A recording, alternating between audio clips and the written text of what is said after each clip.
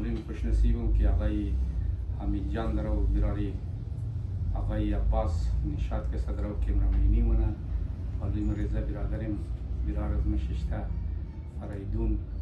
که همکاری من یک دیوانگی منی خمال البته منیشی کمی بیشی گر باشه از تمامیشون بخشش میخوایم. تشکر بسیار کلومی.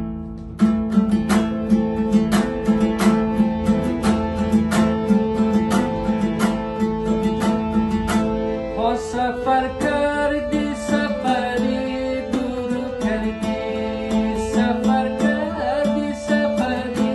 دور کردی تا خودی بختی مرا رنگ دور کردی تا خودی بختی مرا رنگ دور کردی